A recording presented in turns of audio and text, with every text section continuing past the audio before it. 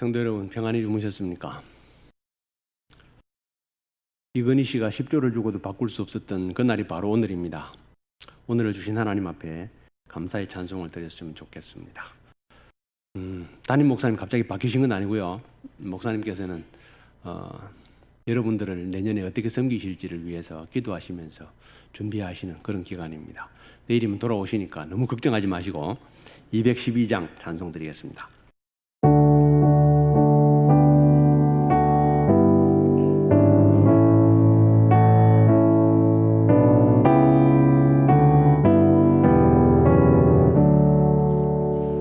겸손히 주를 섬길 때 외로운 일이 많으나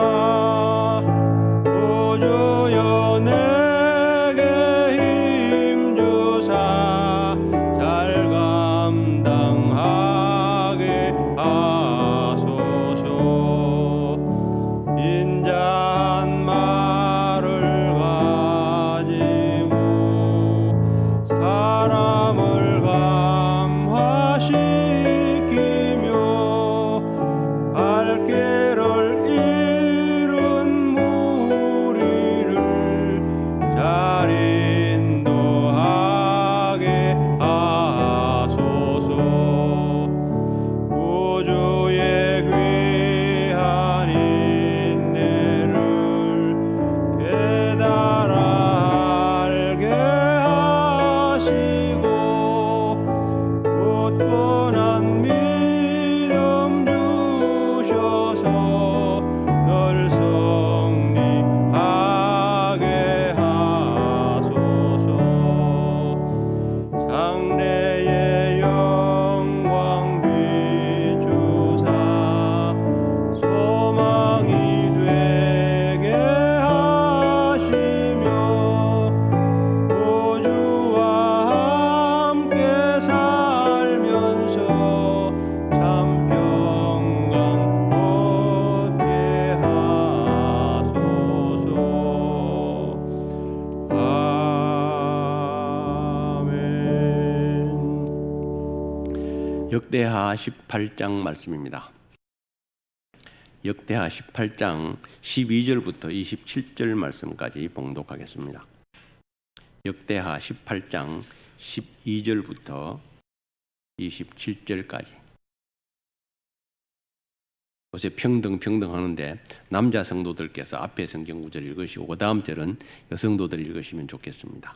12절부터 같이 봉독하겠습니다.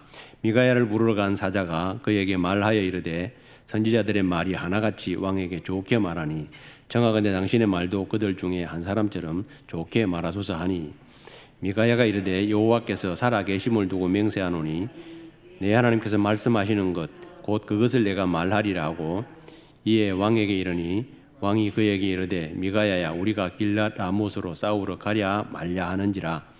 이르되 올라가서 승리를 거두소서. 그들이 왕의 손에 넘긴 바 되리이다 하니 왕이 그에게 이르되 여호와의 이름으로 진실한 것 이 외에는 아무것도 말하지 말라고 내가 몇 번이나 내게 맹세하게 하여야겠느냐 하니 그가 이르되 내가 보니 온 이스라엘이 목자 없는 양같이 산에 흩어졌는데 여호와의 말씀이 이 무리가 주인이 없으니 각각 평안히 자기들의 집으로 돌아갈 것이니라 하셨나이다 하는지라. 이스라엘 왕이 여호사밧에게 이르되 저 사람이 내게 대하여 좋은 일로 예언하지 아니하고 나쁜 일로만 예언할 것이라고 당신에게 말씀하지 아니하였나이까 하더라. 미가야가 이르되 그런즉 왕은 여호와의 말씀을 들으소서. 내가 보니 여호와께서 그의 보좌에 앉으셨고 하늘의 만군이 그의 좌우편에 모시고 섰는데 여호와께서 말씀하시기를 누가 이스라엘 왕 아합을 꾀어 그에게 길랏 라못에 올라가서 죽게 할까 하시니 하나는 이렇게 하겠다 하고 하나는 저렇게 하겠다 하였는데 한 영이 나와서 여호와 앞에 서서 말하되 내가 그를 꾀겠나이다 하니 여호와께서 그에게 이르시되 어떻게 하겠느냐 하시니 그가 이르되 내가 나가서 거짓말하는 영이 되어 그의 모든 선지자들의 입에 있겠나이다 하니 여호와께서 이르시되 너는 꾀겠고 또 이루리라. 나가서 그리하라 하셨은즉 이제 보소서 여호와께서 거짓말하는 영을 선지자들의 입에 넣으셨고 또 여호와께서 왕에게 대하여 재앙을 말씀하셨나이다 하니 그나나의 아들 시드기야가 가까이 가서 미가의 뺨을 치며 이르되 여호와의 영이 나를 떠나 어디로 가서 내게 말씀하더냐 하니 미가야가 이르되 내가 골방에 들어가서 숨는 바로 그날에 보리라 하더라. 이스라엘 왕이 이르되 미가야를 잡아 시장 아몬과 왕자 요아스에게 끌고 돌아가서 왕이 이같이 말하기를 이놈을 옥에 가두고 내가 평안히 돌아올 때까지 고난의 떡과 고난의 물을 먹게 하라 하셨나이다 하니 미가야가 이르되 왕이 참으로 평안히 돌아오시게 된다면 여호와께서 내게 말씀하지 아니하셨으리이다 하고 또 이르되 너희 백성들아 다 들을지어다 하니라. 아멘. 1천 번째 헌물과 11조 헌금을 드리신 분이 있습니다. 나중에 같이 기도 드리도록 하겠습니다. 지난 시간에 우리는 성경을 시대별로 나누어서 읽는 것이 좋겠다는 말씀을 드렸습니다. 창조의 시대와 그 다음에 족장의 시대와 광야 시대, 출애굽 시대를 묶어서 보고 그 다음에 정복 시대 사사기와 그 다음에 정복 시대 여호수아서와 그 다음에 사사기와 함께 룻기를 묶어서 읽고 그 다음에 왕국 시대로 들어가게 되는데 이 왕국 시대의 첫 번째는 사울이 40년을 다스리게 됩니다. 그리고 이어서 다윗이 40년을 다스리고 이어서 세 번째로 솔로몬이 40년을 다스립니다. 이게 단일 왕국 시대고요. 단일 왕국 시대를 지나면서 분열 왕국 시대로 들어가게 되죠. 이 분열 왕국 시대에 솔로몬의 아들 르호보암이 실수를 하게 됩니다. 백성들이 쭉 나와가지고 왕이여 세금을 좀 경감해 주십시오. 그러면 우리가 평생에 왕의 종이 되겠습니다. 했더니 이 르호보암이 내 새끼손가락이 아버지의 허리보다 굵으니 어찌 그리 하겠느냐. 내 아버지는 가죽 채찍으로 너희를 징치하였다면 나는 정갈 채찍으로 너희를 다스리리라. 그랬더니 이 세 아들에게서 얻을 업이 없도다. 돌아가자. 그래서 10지파가 떨어져 나가 버렸습니다. 그래서 이스라엘을 세우게 되고 나머지 두 지파 베냐민과 유다 지파를 가지고 유다 나라가 서게 됩니다. 그러면 하나님께서 네게 10지파를 주어 다스리게 하겠다라고 말씀을 받았던 여로보암은 이스라엘을 세운 다음에 이 나라를 위해서 하나님의 영광을 위해서 얼마나 더 열심히 살아야겠습니까? 그런데 이 여로보암은 가자마자 제일 먼저 한 것이 하나님이 가장 싫어하시는 우상을 만들었습니다. 금송아지를 만들어 가지고 브엘세바와 단에다가 세워놓고 이름을 여호와라고 붙였습니다. 그러면 여호와를 섬기는 게 될까요? 전혀 아닙니다. 그런데 이 여로보암은 하나님을 떠나는 일을 했습니다. 그리고 나답이라고 하는 아들에게 왕위를 물려주고 죽게 되죠. 그런데 바하사라고 하는 사람이 일어나서 그 여로보암의 모든 족속들을 싹 씨를 말려버립니다. 그리고 바하사는 엘라에게 자기의 왕위를 물려줍니다. 역시 바하사도 더 나쁜 짓을 골라서 하고 가게 됐죠. 그랬더니 시므리라고 하는 장군이 일어서서 그 바하사의 모든 씨를 말려버리고 자기가 왕이 됩니다. 근데 시므리를 다음에서 오므리라고 하는 장군이 일어서서 시므리를 공격하게 되니까 시므리가 도저히 이길 수 없으니까 궁에 들어가서 불을 지르고 그 속에서 익어버립니다. 그리고 이 오므리는 이스라엘 역사상 가장 악한 왕이었던 아합이라고 하는 왕에게 자기의 왕위를 물려주게 되죠. 이 아합이 왜 그렇게 악해졌을까요? 왜냐하면 그에게는 순학질 여사 이세벨이 그의 아내였기 때문에 그렇습니다. 우상을 섬기던 이웃 나라에서 왕비를 모셔오게 된 거죠. 그래서 가장 악했던 아합이라고 하는 사람이 이스라엘을 다스렸고 그 사이에 이 유다 나라에서 르호보암은 아비암이라고 하는 아들에게 왕위를 물려줬는데 이 아비암이라고 부르기도 하고 아비야라고도 부르는데 이분은 하나님 앞에서 그래도 바로 살려고 애를 썼습니다. 이스라엘과 싸울 때에 2대1로 자기는 40만을 겨우 준비했는데 북쪽에서는 80만이나 되는 대군을 복병까지 숨겨놔놓고 있는 그 상황에서 약한 자와 강한 자 사이에 도우실이 하나님밖에 없사오니 주여 도우시옵소서 손들고 기도했더니 하나님께서 기적 같은 일로 승리를 이루어 주셨죠. 그분이 아비야입니다. 하나님께서 기도를 들으신 줄로 믿습니다. 그 옛날에만 기도를 들으신 것이 아니라 지금도 우리의 기도를 들으시는 줄로 믿습니다. 그래서 우리가 희망이 있습니다. 돈 많은 사람 죽었습니다. 그렇죠? 그럼 우리는 지금 하나님 앞에 살아 있습니다. 기도할 수 있습니다. 찬송할 수 있습니다. 이것이 하나님의 크신 은혜인 줄로 믿습니다. 이 아사 왕다, 이 아비암이 아사라고 하는 자기 아들에게 왕위를 물려주는데 이 아사는 더욱더 하나님 앞에 잘 서려고 애를 썼습니다. 그분에게서는 사실 허물이라고 별로 찾아볼 수 없는, 마지막에 가서 발이 아팠는데 성경에 보면 늙음하게 발에 병이 들었는데 하나님께 구하지 아니하고 의사에게 구하였더라, 뭐 그런 정도 기록하고 있습니다. 아주 하나님 앞에 바로 살려고 애를 썼죠. 그분이 제일 잘한 것은 믿음으로 아들을 키워냈다는 것입니다. 여호사밧이 임금이 서게 되는데 이분은 이스라엘 역사에서 가장 하나님 앞에 충성스럽게 헌신했던 그런 왕으로 기억되고 있습니다. 가장 충성스럽던 왕 여호사밧, 그리고 가장 악질적이었던 아합, 이 둘이 합해가지고 사돈이 되어버렸습니다. 이렇게 되면 어떻게 될까요? 아주 심각한 일이 벌어집니다. 이 여호사밧에게는 여호람 혹은 여호람이라고도 부르는데 그의 아들이 있었고, 그 이후에 아하시아라고 하는 왕이 태어나고, 그 다음에 요시야, 아사랴 이런 왕들로 이어집니다. 그런데 이 세대가, 여호람 다음에 나타난 이 세대가 예수님의 족보에서 통편집되어 버립니다. 쏙 빠져버려요. 요람은 우시야를 낳고 이렇게 기록합니다. 마태복음에 보시면 구약을 자세히 읽으신 분은 신약 읽으면서 왜 이랬지? 그런 생각을 하셨을 텐데 전혀 생각 없이 읽으시죠.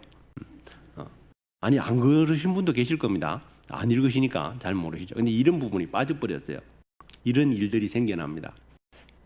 하나님께서는 이 악한 왕과 착한 사람 두 사람이 합해져 가지고 사돈이 되어 가지고 지금 전쟁터로 나가려고 하는 그런 모습을 보고 있습니다.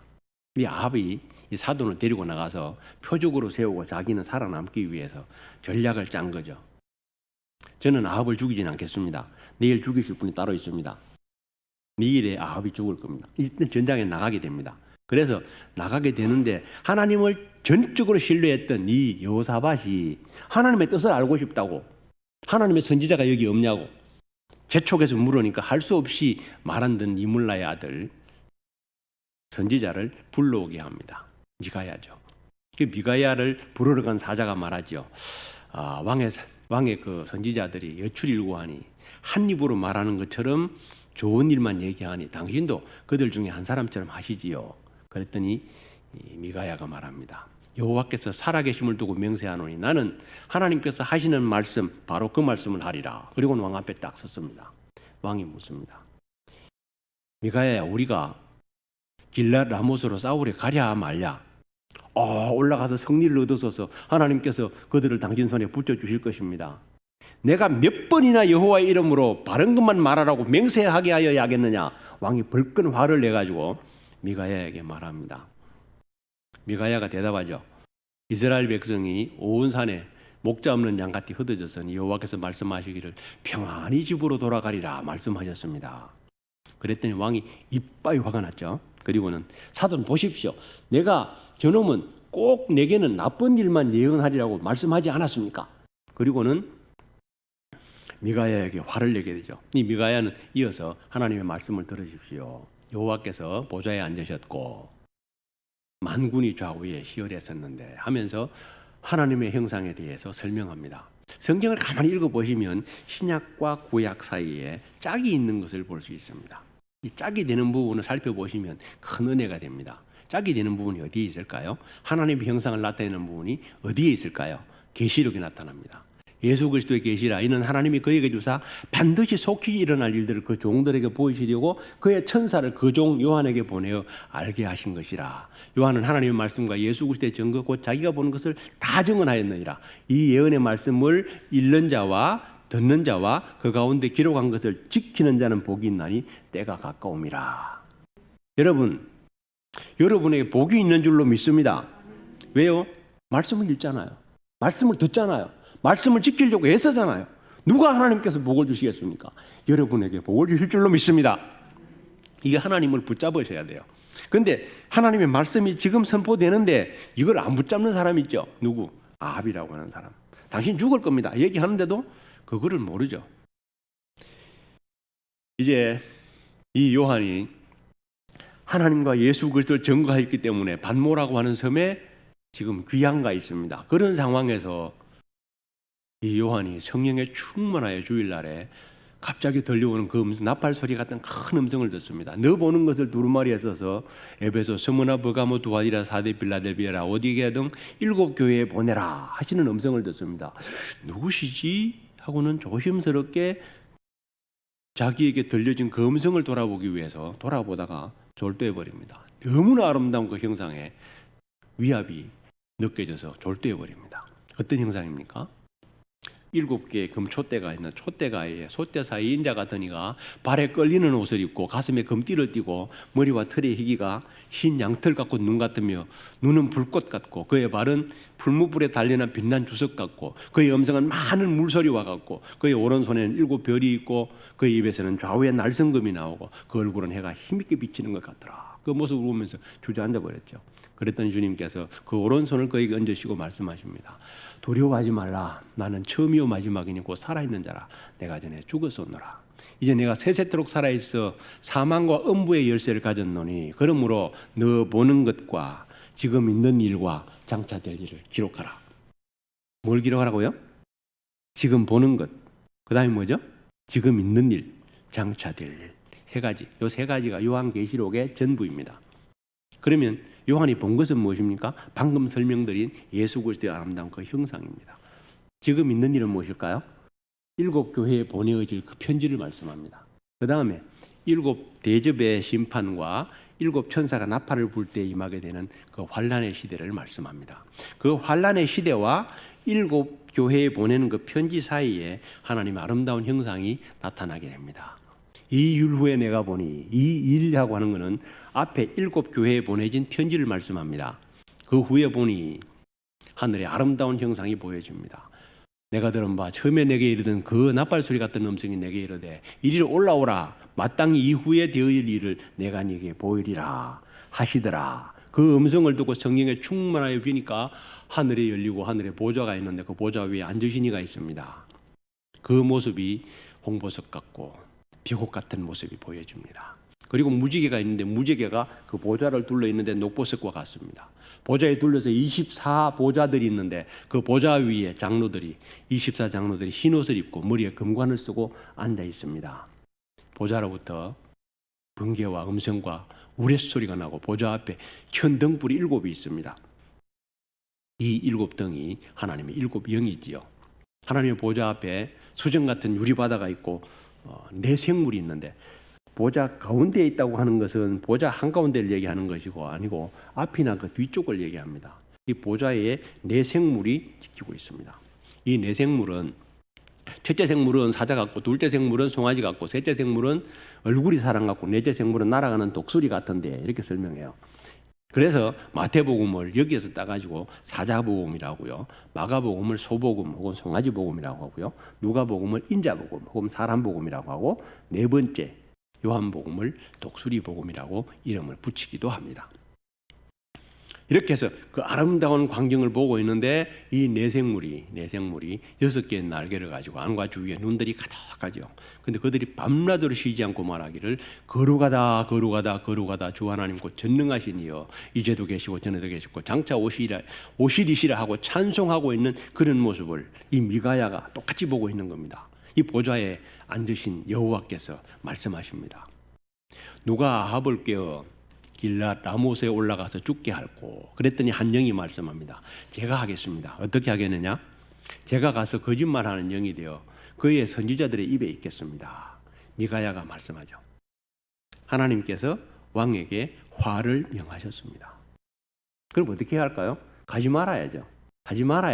그런데 그때에 히드기야라고 하는 그 선지자가 와서 그 미가야의 뺨을 치면서 말하죠. 하나님의 영이 나를 떠나 어디로서 내게 가서 말씀하시더냐. 여러분, 선지자가 뺨을 맞고 있습니다. 하나님께서 그 고통을 아십니다. 하나님께서 여러분의 아픔을 아십니다. 하나님께서 여러분의 기도를 들으실 줄로 믿습니다. 하나님께서 우리의 사정을 아시기 때문에 그래요. 1,000번째를 하나님께 올려드리는 그 사정을 아십니다. 11조를 드리는 그 사정을 아십니다. 하나님께서 은혜 주시기를 기뻐하실 줄로 믿습니다. 하나님께서 누구에게 은혜를 주실까요? 하나님을 신뢰하는 자에게 은혜를 주실 줄로 믿습니다. 그런데 이 아합은 그것을 받아들이지 못하고 이 미가야를 감옥에 가두라고 말합니다. 감옥에 가두고 내가 평안히 돌아올 때까지 고생의 떡과 고생의 물을 먹게 하라. 그랬더니 미가야가 말하죠. 왕께서 평안히 돌아오신다면 하나님께서 내게 말씀하지 아니했을 겁니다. 온 백성들아 들으라. 왜 백성들이 들으라고 말합니까? 왕에게 당한 그 사고를 보면서 하나님 앞에 깨우치라고 하는 것이지요. 그런데 그들이 깨우쳤을까요? 그렇지 않습니다. 여러분, 무엇이 복입니까?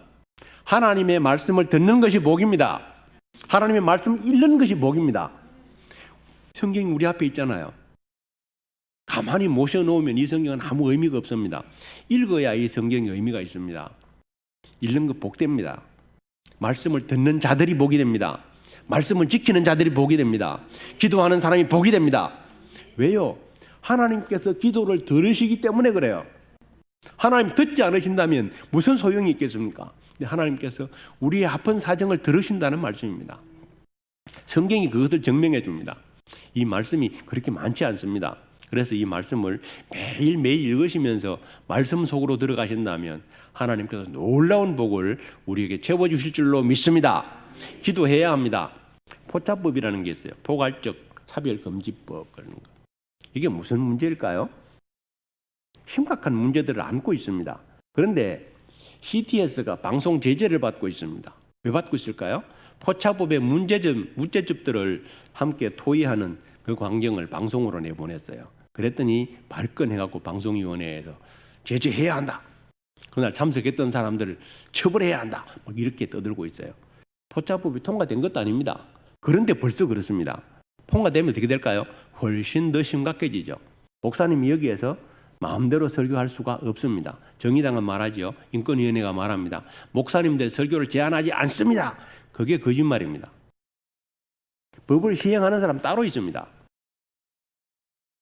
동성애가 나쁘다고 얘기하면 그 사람은 바로 구속합니다. 아니면 3천만 원 벌금을 내야 돼요. 그런데 한 번으로 끝나는 게 아니고 다음에 다시 제재할 수 있다. 이렇게 돼 있어요. 학교의 학생들이 책가방을 들고 가도 책을 들고 가지 않습니다. 왜요? 책은 다 학교에 있어요. 왜냐하면 뭘 가르치는지를 모르게 하기 위해서 다 학교에다 보관해 놓고 있죠.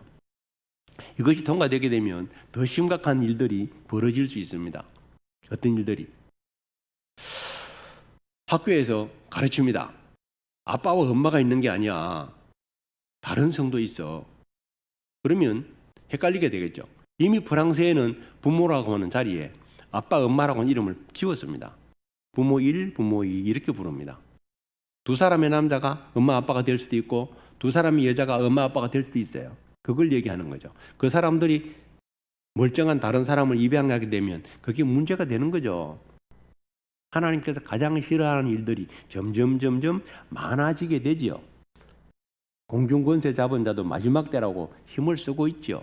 이때 우리가 뭘 해야 될까요? 기도해야 합니다. 반대해야 합니다. 그런 것들은. 어린아이가 아빠 나는 남자 싫어. 그래가지고 여자가 되겠다고. 그러면 그런 것들을 자꾸 부추기게 되는데 이 부추기는 걸 듣고 이 아이가 헷갈려가지고 남자가 여자 되겠다고 말하게 됐을 때 부모님이 안 돼! 라고 얘기하면 자녀를 키울 양육권을 박탈해버려요. 그게 지금 현실이지 않습니까? 먼저 차별금지법을 통과시켰던 나라들의 현실이지 않습니까? 이런 현실을 우리가 아프게 기도해야 합니다. 이제 우리가 기도할 때에 하나님께 주신 말씀을 붙잡고 한번 기도하십시다. 하나님, 저는 말씀 붙잡겠습니다. 말씀대로 살아가겠습니다. 우리의 자녀들을 지켜주시옵소서. 우리나라를 지켜주시옵소서. 함께 통성으로 우리 하나님 앞에 간절히 기도하며 나가시겠습니다. 하나님 우리 아버지 은혜와 사랑을 감사합니다. 이 나라의 땅을 지켜주시고 하나님의 평강과 사랑으로 인도해 주시는 것을 감사합니다. 주님의 말씀이 살아있어서 주님의 뜻대로 살아갈 수 있도록 우리의 길과 걸음을 인도해 주시기를 간절히 원합니다. 하나님 아버지, 세상이 악해져서 어떻게 해야 할지 알지 못합니다. 살아계신 하나님의 능력의 손이 함께 계셔서 주님을 따르게 하시고 주님을 기뻐하게 하시고 주님을 영화롭게 하는 일에 관심과 정성을 드릴 수 있도록 인도해 주시기를 원합니다. 하나님 아버지, 주님 앞에 1,000번제를 드리며 11조를 드리는 성도가 있습니다. 주님께서 기억하여 주시고 은혜와 성령으로 충만케 하여 주시옵소서. 하나님 아버지, 이 아침에 나와 하나님을 경배하는 모든 백성들에게 은혜를 베풀어 주시옵소서. 영상을 바라보며 기도하는 백성들에게 은혜를 베풀어 주시옵소서. 살아계신 하나님의 능력의 손이 함께 계셔서 모든 성도들이 주 앞에 깨어있어 기도하는 삶이 되게, 말씀을 사모하는 삶이 되게 하시고 하나님의 인도함을 받는 삶이 될 수 있도록 은혜를 베풀어 주시기를 간절히 원합니다.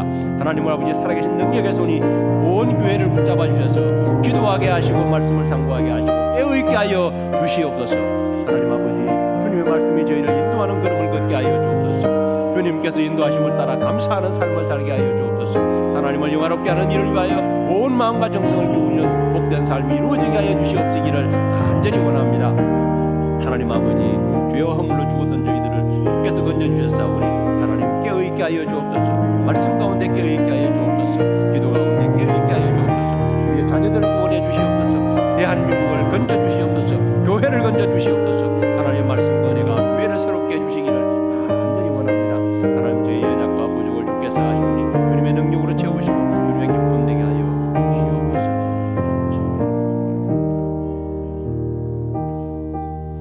그러하신 하나님 아버지, 은혜와 사랑을 감사를 드립니다. 새벽을 깨우게 하시고 하나님 앞에 나와 기도할 수 있도록 은혜 베풀어 주신 것을 감사합니다.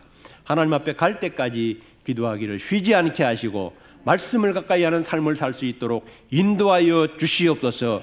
하나님 아버지, 우리의 자녀들에게 말씀을 가르치며 말씀대로 살아가는 그런 자녀들로 키울 수 있도록 힘과 능력을 더하여 주시옵소서. 하나님, 감정교회를 은혜와 성령으로 붙잡아 주셔서 기도하는 교회 되게 하시고 말씀을 상고하는 교회 되게 하시고 말씀을 전하는 교회 되게 하시고 이 세상의 빛이 되어 이 세상을 주님께로 인도하는 등대 될 수 있도록 은혜를 베풀어 주시옵소서. 하나님 아버지, 일천번제를 드리며 11조를 주님 앞에 올려드리는 주의 백성에게 은혜와 복을 베풀어 주옵소서. 차고 넘치도록 주님께서 복을 베풀어 주시기를 간절히 원합니다. 모든 성도들의 삶이 오늘도 평강하게 하시고 주님을 기뻐하는 하루 될 수 있도록 인도하여 주옵소서. 우리 주 예수 그리스도의 이름으로 기도를 드립니다. 아멘. 이제 각자 기도하면서 하나님 앞에 나아가겠습니다.